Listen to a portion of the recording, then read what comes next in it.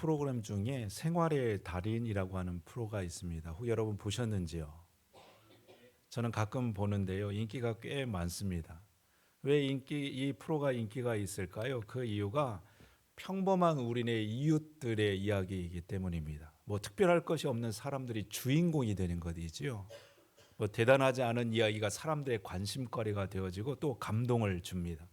뭐 이런 것들이지요. 30년간 칼국수만을 만든 그 사장님, 식당의 사장님은 기계가 만드는 것처럼 일정한 두께로 면을 뽑아냅니다. 아니 어떻게 그렇게 일정하게 그것을 만들어낼까요? 기계보다도 더 정확합니다.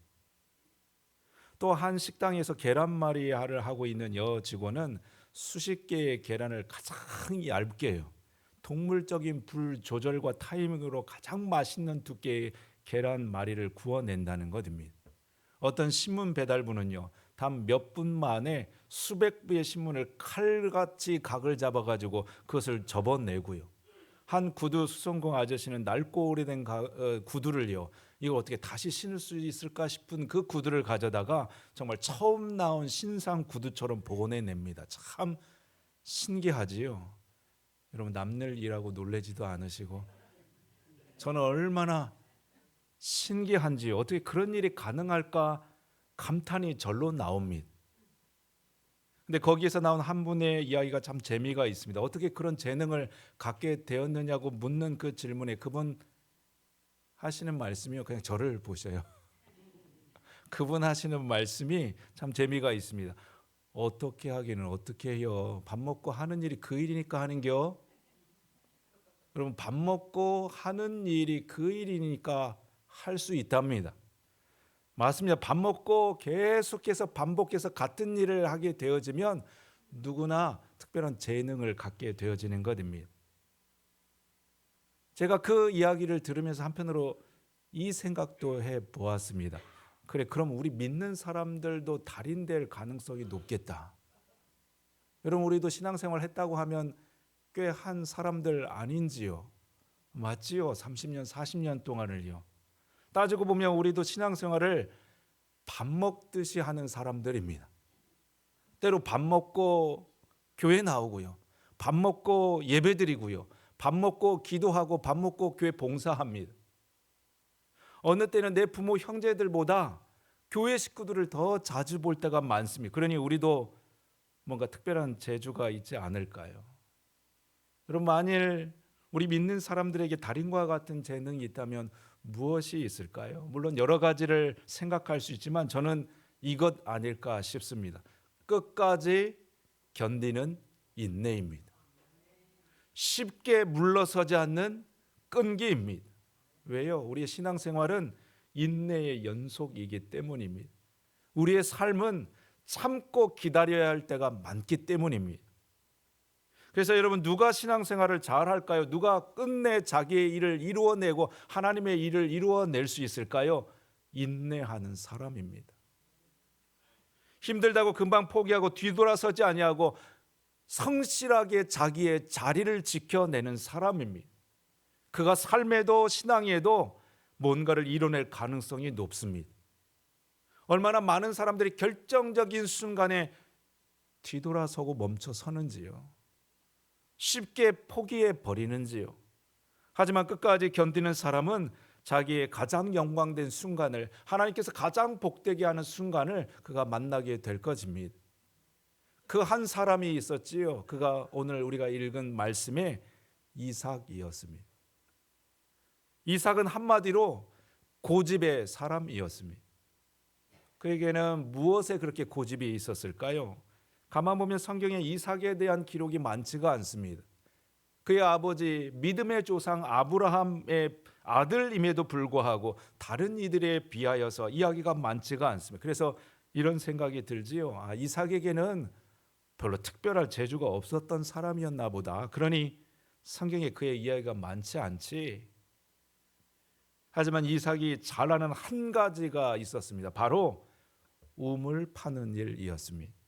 우리 17절과 18절 말씀을 한번 저와 같이 교독해서 한번 읽으실까요? 제가 17절 말씀을 읽습니다. 이삭이 그곳을 떠나 그랄 골짜기에 장막을 치고 거기 거류하며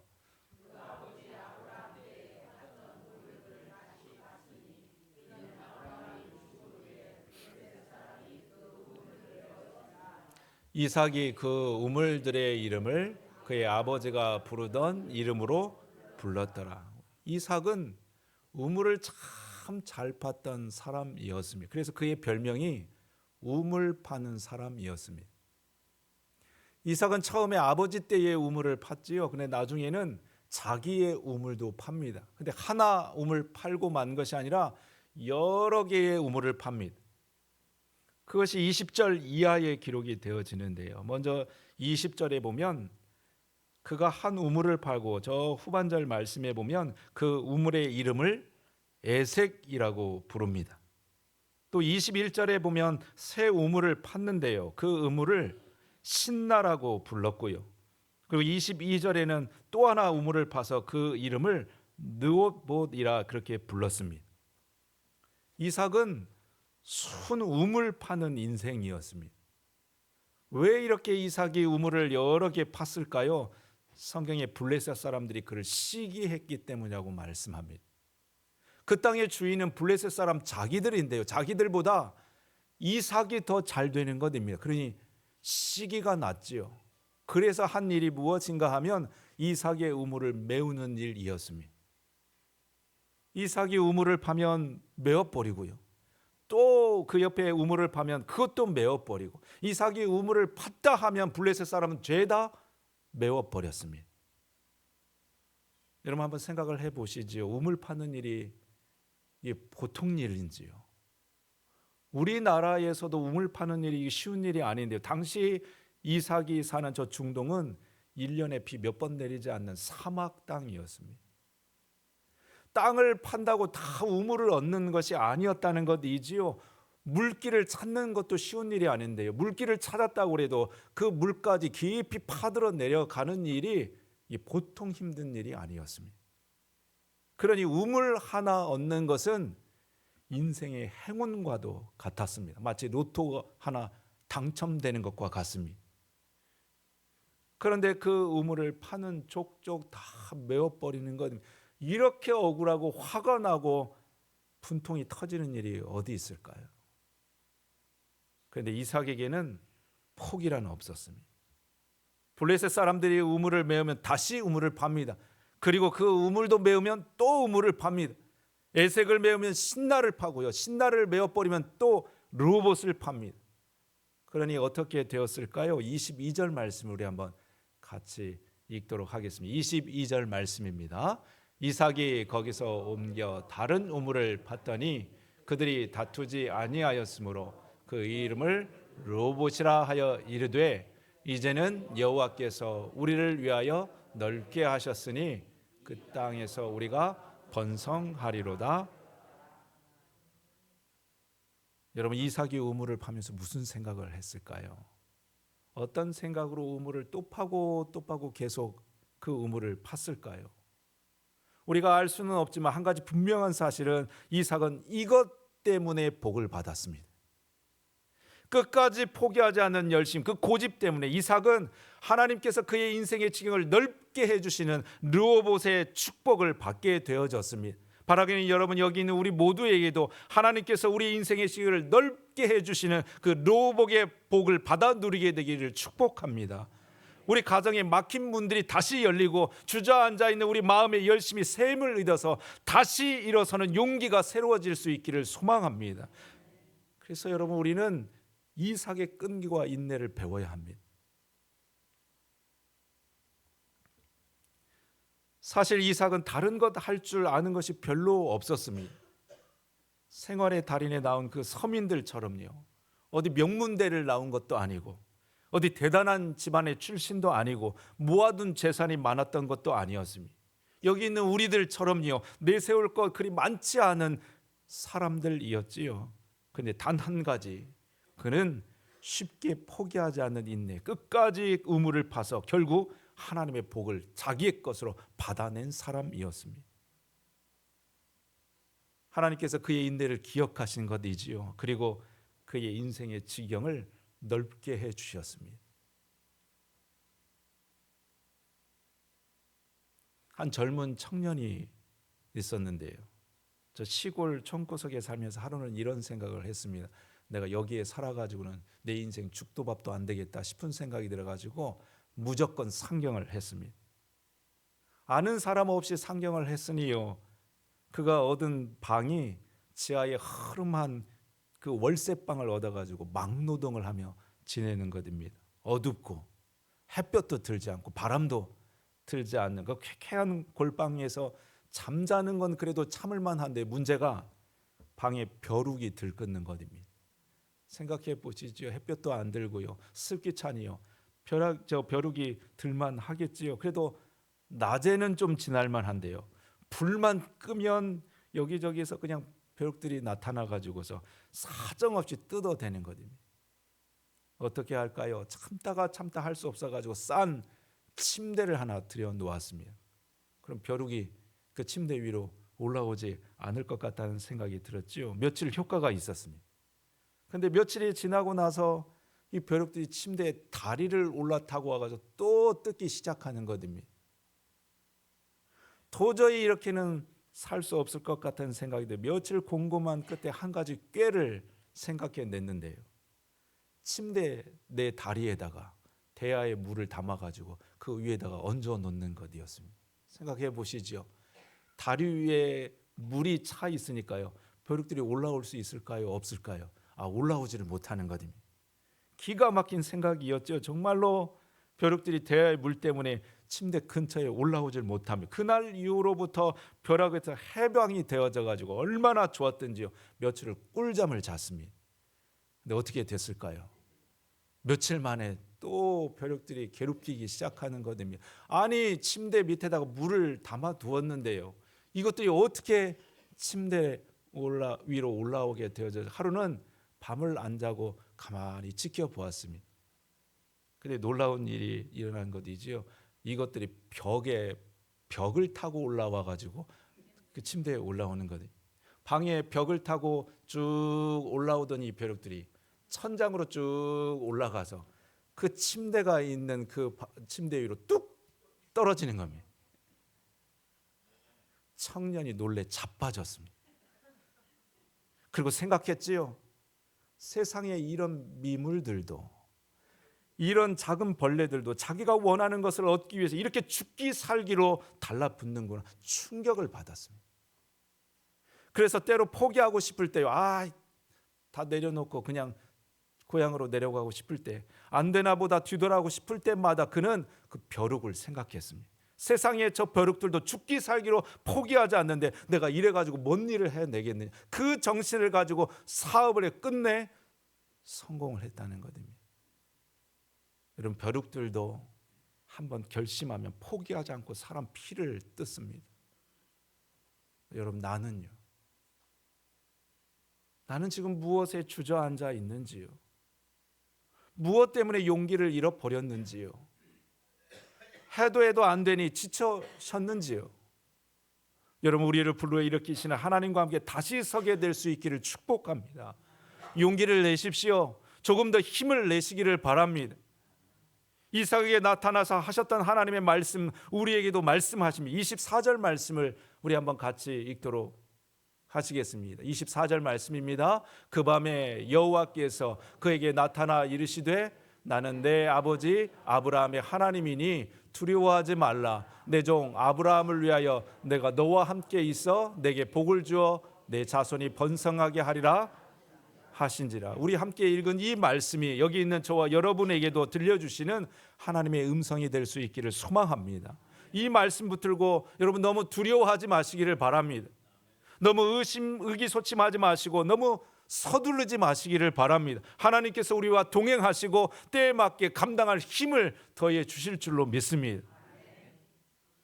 여러분, 하나님의 이루심에는 반드시 때가 있습니다.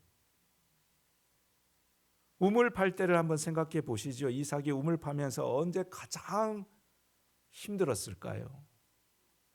에색을 팔 때 힘들었을까요? 아니면 신라를 팔 때 가장 힘들었을까요? 또 르봇을 팔 때 가장 힘들었을까요? 언제이었을까요? 제 생각에는 아마도 맨 마지막 르봇을 팔 때가 아니었을까 싶습니다. 왜냐하면 그때가 가장 흔들릴 때이기 때문입니다. 도대체 내가 지금 뭐 하고 있나? 어차피 이거 파봤자 소용없을 텐데, 이거 파도 다시 빼앗기고 메어버릴 테인데 내가 이거 파서 뭐 하나? 이거 판다고 뭐가 달라지나? 이 유혹이 가장 심할 때입니다.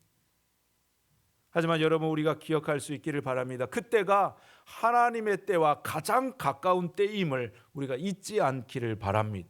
그래서 여러분, 지금이 우리가 르호봇을 만날 가장 가까운 때입니다. 저는 세븐업에 관련된 이야기를 하나 알고 있는데요. 세븐업은 이렇게 생긴 음료입니다. 보니까 숫자 7이 크게 적혀져 있고 또 영문 업이라고 이렇게 적혀져 있지요. 참고로 여러분, 저는 세븐업과는 아무런 관련이 없습니다. 이름이 참 재미있습니다. 어떻게 이런 이름을 짓게 되었을까요? 어떤 사람이 기존에 있는 이 사이다 말고 좀 색다른 맛의 사이다를 만들어 보고 싶었습니다. 그래서 그것을 출시해 가지고 이름을 3업, 3업이라고 지었습니다. 근데 이게 별로 인기가 없었습니다. 근데 다시 만들었지요. 그리고 그 이름을 지었는데 4업, 4업이라고 이렇게 지었습니다. 근데 이번에도 사람들이 별로 좋아하지 않는 것입니다. 그래서 또 만들었습니다. 그리고 이름을 지었는데 어떻게 해요? 5업이라고 이름을 지었습니다. 그런데 이것도 실패하고 말았습니다. 그래서 또 만들었지요. 그리고 그 이름을 6업이라고 지었습니다. 어떻게 됐을까요? 역시나 실패하고 말았습니다. 그리고 생각했지요. 더는 못해 먹겠다. 이래 가지고는 안 되겠다. 때려쳐 버렸습니다. 포기해 버린 것이지요. 근데 그의 일을 옆에서 보던 한 사람이 있었습니다. 근데 그거 보고서 이거 조금만 손을 보면 가능성이 있겠다 싶은 생각이 들었지요. 그래서 맛을 조금만 더 거쳐 가지고서 그 음료를 만들었는데 그 이름이 세븐업을 근데 이게 대박을 쳤습니다. 사람들이 그 맛에 열광을 하고, 우리나라도 들어왔지만 세계에서 사람들이 이것을 사 먹는데 열광적으로 그것을 사 먹게 되는 것입니다. 이렇게 억울할 때가요. 한 번만 더 할 것을. 그래서 여러분, 늘 마지막이 가장 힘든 때입니다. 대부분 다 거기에서 멈춰서 곧 뒤돌아섭니다. 다 왔는데요. 한 번만 더 하면 되는데요. 한 번만 더 파면 르호봇의 복을 받게 되어지는데요. 그런데 거기서 포기하고 주저앉습니다. 그래서 여러분, 내 마지막이 제일 힘든 때입니다. 하지만 우리는 내 마지막 때를 알 수가 없지요. 우리는 시간의 주인이 아니기 때문입니다. 시간의 주인은 하나님이십니다. 그러니 우리가 할 수 있는 일은 하나님 부르시는 오늘, 내일에 최선을 다하는 것입니다. 내 마지막을 한 번 더 채우는 것입니다. 마치 물에 100도를 채우는 것처럼요. 물은 10도가 되나 99도가 되나 끓지 않습니다. 그러나 99도에 1도만 더해주면 물은 끓습니다. 여러분, 그래서 우리도 그 1도가 필요합니다. 지금 한 번 더가 필요합니다. 하나님, 내 지금 마지막 한 번 더의 열심을 결코 헛되이 하시지 않으실 것이기 때문입니다.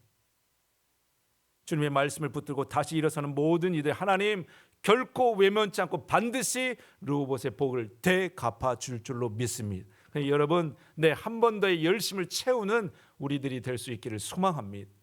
하나님께서 내 힘듦을 누구보다 더 잘 아십니다. 지금까지 잘 해온 것도 하나님 너무 잘 알고 계십니다. 물론 우리가 늘 잘하기만 한 것은 아니겠죠. 때로 실패하고 넘어지기도 하지만 하나님, 그럼에도 불구하고 여기까지 잘 달려온 우리들의 수고와 애씀을 다 기억하고 계십니다. 그러니 하나님, 우리를 포기하고 싶지 않으신 것이지요. 하나님, 예배하신 복을 우리에게 꼭 주고 싶으신 것이지요. 그래서 우리에게 말씀하신 것, 거기에서 멈춰서지 말라고, 거기서 포기하지 말라고, 한 번 더 나와 같이 일어서자 우리에게 말씀하시는 것입니다. 여러분이 하나님의 부르심에 다시 용기를 내는 우리들 될 수 있기를 소망합니다. 내 인생의 우물파기를 거기에 섣불리 포기하지 않고 다시 주님과 함께 일어서서 나의 마지막을 체험으로 끝내 그 르호봇의 축복을 받아 누리는 저와 여러분 될 수 있기를 우리 주님의 이름으로 축복합니다. 우리 같이 한번 기도하도록 하시겠습니다.